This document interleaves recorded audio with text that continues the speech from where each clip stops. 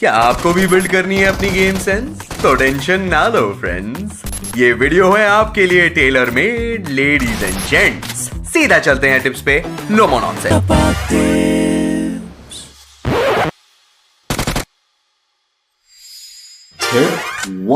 तो दोस्तों, game sense improve करने के लिए सबसे पहली और इंपॉर्टेंट चीज है मैप की नॉलेज। आपको अपने फेवरेट स्पॉट्स मैप पे आइडेंटिफाई करने हैं और उन जगहों को प्रॉपर्ली स्टडी करना है ताकि उन लोकेशंस के आप राजा बन पाओ। फॉर एग्जांपल, अगर मुझे स्कूल अपार्टमेंट्स में फाइट दी जाए तो मैं वहां पे आराम से बंदे को नॉक कर पाऊंगा, क्योंकि मैं उस लोकेशन से फेमिलियर हूँ। मुझे पता है कहां से एनिमीज आने वाले हैं और कहां से मुझे एक अच्छा एंगल मिलने वाला है जिससे मैं बंदों को डाउन कर पाऊं। और अगर मुझे कभी भी भागना पड़े तो कहां से मैं क्विकली भाग सकता हूँ। ये सारी चीजें मुझे स्कूल अपार्टमेंट और स्क्वाड हाउस जैसे लोकेशंस के बारे में पता है।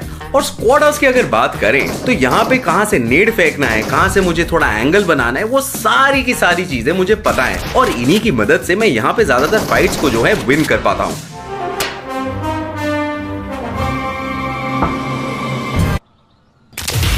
टिप 2, किसी भी दरवाजे में घुसने से पहले गाइस, अगर एक सेकंड के लिए आप टीपीपी वहां पर ले लेते हो और सराउंडिंग्स वगैरह को चेक कर लेते हो और ये पता कर लेते हो कि अंदर क्या हो रहा है, तो आप एक कैंपर को देख पाओगे पहले ही और उनका दिन भी खराब कर पाओगे। और साथ ही साथ गाइस, अगर तुम कहीं पे भी फाइट ले रहे हो तो अपने आसपास के जो ऑब्जेक्ट्स हैं उनका फायदा उठाना मत भूला करो, जैसे कि ट्रीज, व्हीकल्स, बिल्डिंग्स वगैरह। अब इस फाइट सिचुएशन में एनिमी के पास मुझ पर क्लियर व्यू था तो मैं जाता हूँ थोड़ा राइट साइड पे जहाँ पर ये कवर था और इसी छोटे से एंगल से मैंने एनिमी को नॉक कर दिया और वो मुझे देख भी नहीं पाया। अब देखो गाइस, अच्छे से आपको इन्फॉर्मेशन मिल पाए इसके लिए आपको साउंड्स पे भी थोड़ा सा ध्यान रखना पड़ेगा और उसके लिए आपको अच्छे ईयरफोन्स का यूज करना पड़ेगा। अच्छे ईयरफोन से आपको एनिमी के फुटस्टेप्स और उनके आसपास की सराउंडिंग साउंड्स का ज्यादा पता लगता है। लेकिन अगर आप हेडफोन्स के साथ नहीं खेलते हो गाइस तो क्या कर रहे हो, हेडफोन्स के साथ खेलना।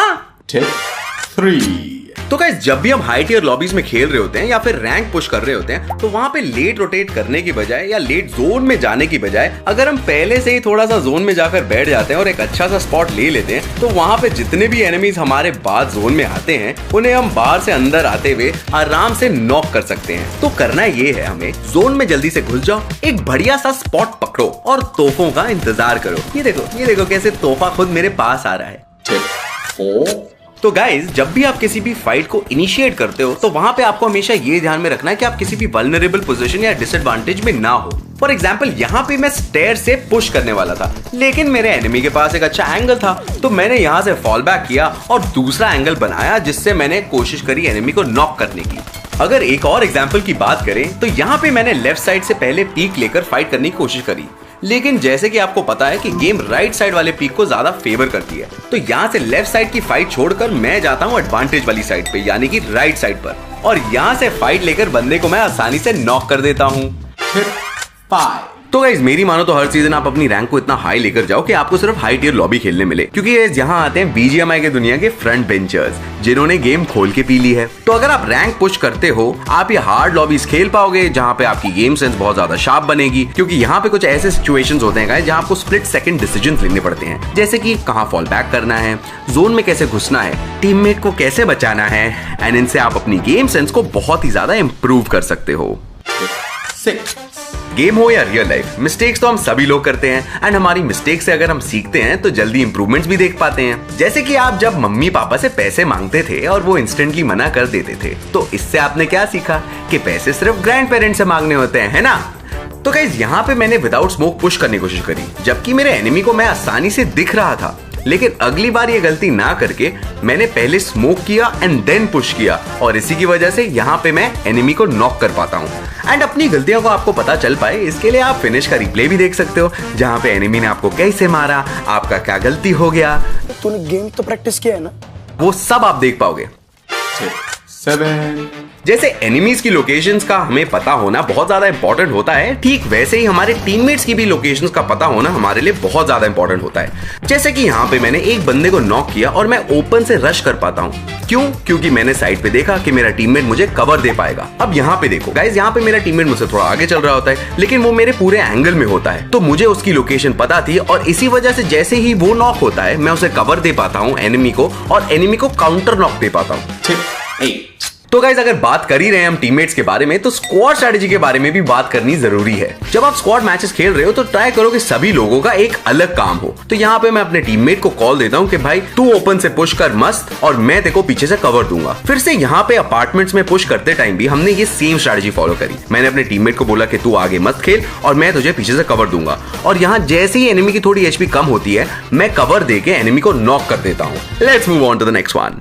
Tip 9. तो दोस्तों गेम सेंस का एक बड़ा पार्ट होता है कि आप एनिमी के नेक्स्ट मूव को प्रेडिक्ट कर पाओ, और ऐसा तभी होता है जब आप गेम को ज्यादा से ज्यादा खेलो। फॉर एग्जांपल यहाँ पे एनिमी से थोड़ा 1v1 करने के बाद मेरी जो एचपी है वो कुछ ज्यादा ही कम हो जाती है। तो ऐसे में अपने आप को बचाने के लिए मैं फटाक से कवर में जाता हूँ। अब यहाँ पे मुझे पता था कि एनिमी को भी ये बात पता है कि मेरी एचपी कम है, तो वो मुझ पे जरूर पुश करना चाहेगा। तो यहाँ पे मैं सिंपली कवर में गया और स्कोप ओपन करके उसकी वेट करी, और जैसे ही वो आया मैंने उसे नॉक कर दिया।